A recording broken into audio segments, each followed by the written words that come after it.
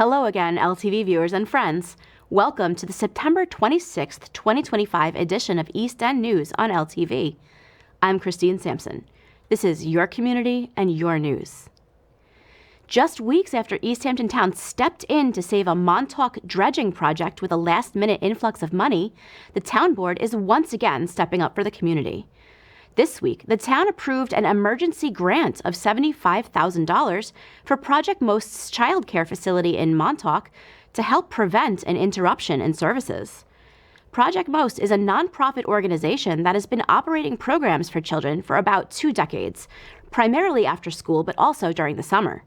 In July 2024, Project Most took over the Montauk child care program for babies as young as 6 weeks up to preschool-aged children. In addition to the emergency grant, East Hampton Town is also leasing the daycare space to Project Most at no charge. East Hampton Town Supervisor Kathy Burke-Gonzalez said in a statement that families in Montauk rely on this program every day, and this grant makes sure it will be there for them. Childcare opens doors for working parents and helps children build the foundation they need to thrive. Did you know the East Hampton Village Police Department has 14 license plate reader cameras spread throughout the village? The village police reported making 3 arrests last week in which these cameras played a role. In all 3 incidents, these devices, called flock cameras, alerted officers to unregistered vehicles. Within minutes, they were able to pull over the drivers, and upon closer investigation, 2 of those drivers were additionally charged with unlicensed operation. Detective Sergeant Jennifer Dunn told East End News this week that the flock cameras take still photos of license plates and automatically run them through a national database of driver information. The technology, she said, is meant to not just maintain public safety on the roads, but also to help search for missing people or stolen vehicles. The cameras have been criticized as intrusive, however. Dunn explained that officers aren't viewing them every minute of every day. She said, quote, "There has to be a purpose."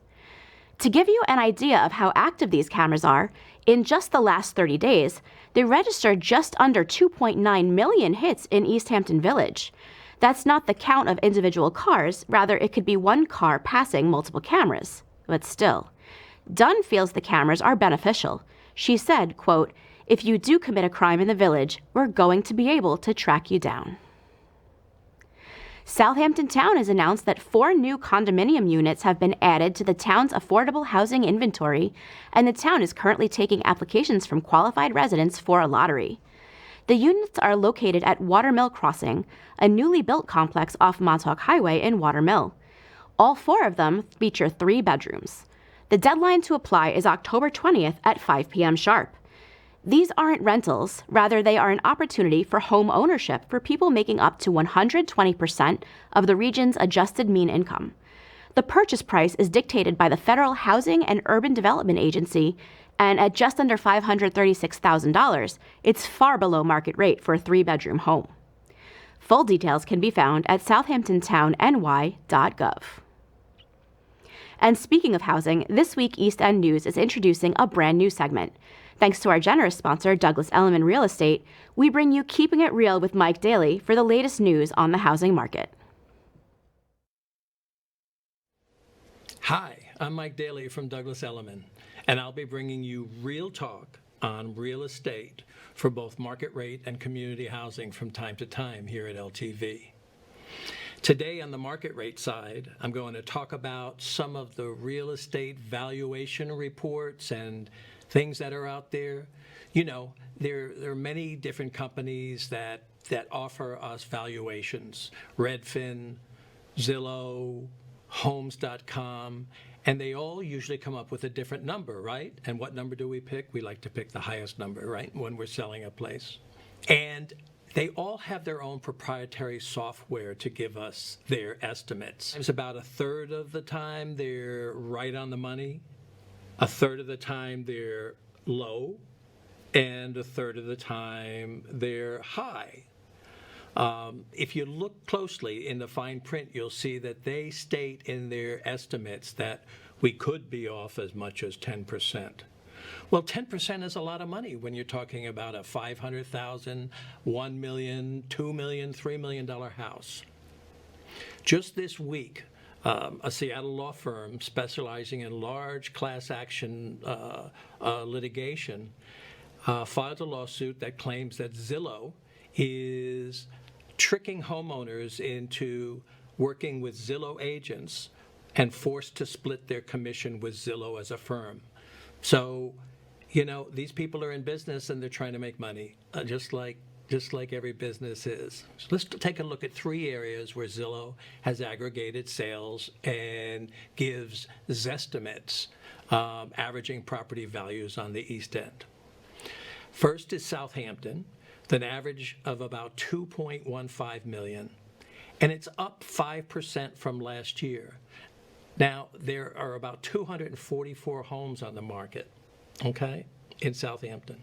Next is Shelter Island, $1.68 million. Shelter Island is up about 7%, but Shelter Island is a small market. Right now, there are about 63 homes for sale, and so the numbers change more dramatically with every sale. And then lastly, I'm going to share with you East Hampton, $2.02 million, and it's down about 3%.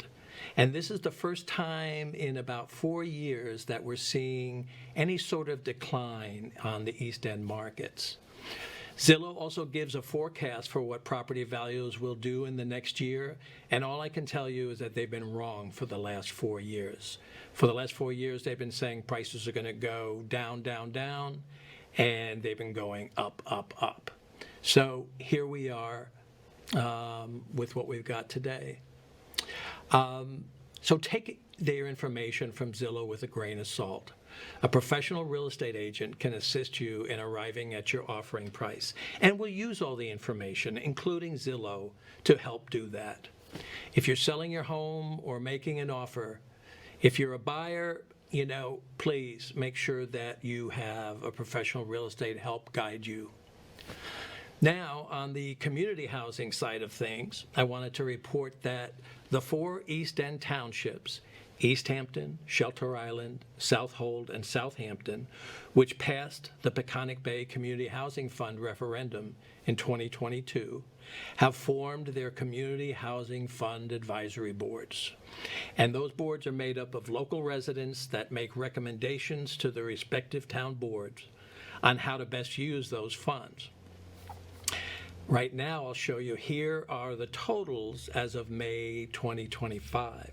Southampton has come in, which is the largest market both in landmass, number of houses, and population, $27 million in their community housing fund. East Hampton has collected about $12 million, and that's very typically the way the numbers go, where Southampton does twice the volume of East Hampton because of geography and number of homes. Southold has collected over $4.8 million, almost $5 million, and Shelter Island has collected $1 million, a little over $1 million as of May 2025. So stay tuned. I'll be reporting on how much the towns are collecting and how the towns are using those funds to both create and support community housing in the upcoming segments. So if you have a question or topic you'd like to see talked about here on Keeping It Real with Mike Daly, please reach out to LTV. That's it for now. Signing off. Let's keep it real. Over to you, Chrissy. Thanks again to Douglas Elliman for sponsoring this segment. We go now to our community calendar to find out what's happening around town this weekend and beyond. On Sunday, September 28th, the Julie Bluestone Duo will perform American songbook classics and other styles of music at the Montauk Library. The show starts at 3 p.m. It is free to attend, but advance registration is required via the library's website. For young adults looking for some after-school fun, the East Hampton Library will host a screening of the movie Cars 2 this Monday, September 29th. The film starts at 4:30 p.m. Students can simply drop in, no advance registration required. Right here at LTV Studios, Kissar Productions and Playwrights Theater of East Hampton present the play A Steady Rain. A 6-night run starts on Wednesday, October 1st, with shows at 7:30 p.m. Tickets and all other details can be found online at ltveh.org. And finally, the church Sag Harbor presents its latest edition of Knowledge Friday on October 3rd. The guest speaker is none other than Sag Harbor Village Mayor Tom Gardella, who has had a long and varied career in public service. The event is free and advanced registration is required. For a behind-the-scenes look at A Steady Rain, East End News talked to its director, Stephen Hamilton, and actors Edward Cassar and Joe Pallister. Let's take a look. One single chair comprises the set for A Steady Rain, the latest production by Playwrights Theatre of East Hampton and Cassar Productions. East End News sat down with director Stephen Hamilton and actors Joe Pallister and Edward Cassar to learn more about the show. Eddie and I had done this piece 7 or 8 years ago. And I chose it then because I had seen it done and I thought it was fantastic. So then we did it, and then it was this round was his idea to bring it back. Because they had done it before, I felt like the best way to sort of like go into this is to try to be as open to the material itself as I could, so that give them the opportunity to try different things. With other plays, I think I was probably had more ideas in my head going forward as to how it was going to be. And with this one, it was much more, let's create it together. Written by Keith Huff, the show was first performed in Chicago in 2007 and went to Broadway 2 years later. Huff's characters are two Chicago cops who are dealing with questions of morality and themes of friendship and loyalty. I think there's also something about individual truth, too, because they're both telling the same story about something that happened to the two of them, and yet they come to it from very different perspectives. So, in essence, it's pretty much two different stories they're telling. So the format is different than any play I've done, and different than most plays, and that's exciting and challenging. The intention of each one of these characters is to justify their side of the. Not only are they telling their stories from a different perspective, but they're telling it with a need to justify it to themselves, to the other character, to their best friend in the world, and also to the audience. I'm hoping that each person gets something different out of it. For wherever they are in their journey, people will probably take different sides. Like, oh, he should have done that, or he was right to do that, or he wasn't right to do that. I really think it's going to be very different across the board what they're going to pull from this. Did somebody write that for you? That was good. A Steady Rain has a 6-show run at LTV starting on October 1st. Tickets and other details can be found at ltveh.org. East Hampton Village residents and travelers take note. Road work will be performed on several village streets starting on Monday, September 29th. According to Public Works Superintendent David Collins, the following roads will be impacted: Appoquog Road and West End Road to Georgica Road, Briar Patch, including the Georgica Road intersection, the area around the Newtown Lane Railroad tracks, Pleasant Lane and Newtown Lane toward the road's end. Collins also says there will be resurfacing, weather permitting, on Egypt Close, Pudding Hill, and the Circle. Drivers should proceed carefully and plan extra travel time to their destinations. The East Hampton Healthcare Foundation will host its next free healthcare clinic at St. Luke's Church in East Hampton Village next Friday, October 3rd. The organization offers glucose and blood pressure screenings, applications for colorectal screenings, appointments for mammograms and other services for uninsured women over the age of 40, nutrition counseling, and other beneficial resources, all for free. Healthy refreshments will be served. Spanish language support is also available. También está disponible soporte en español. The phone number to call for more information is 631-329-2425. Fall is in full swing on the East End, and that means lots of seasonal fun. Check out what East End News contributor Elizabeth Leon found in the LTV archive. Inside the Archive is our weekly look back in time, thanks to the East Hampton Library's digital Long Island collection.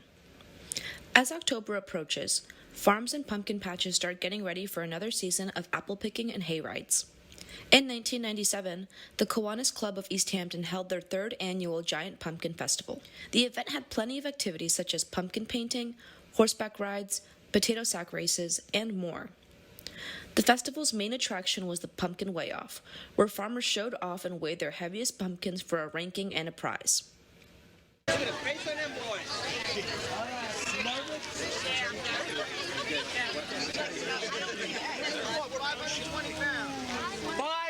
520 pounds.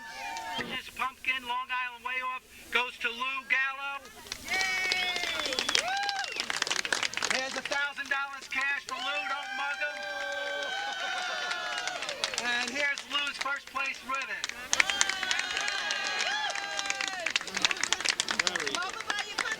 Held in the first week of October, the festival was a great way to kick off the fall. For East End News, I'm Lisbeth Leone. Thanks for watching this week's edition of East End News. We bring you hyper-local headlines through the power of public access television. I'm Christine Sampson. We'll see you next week.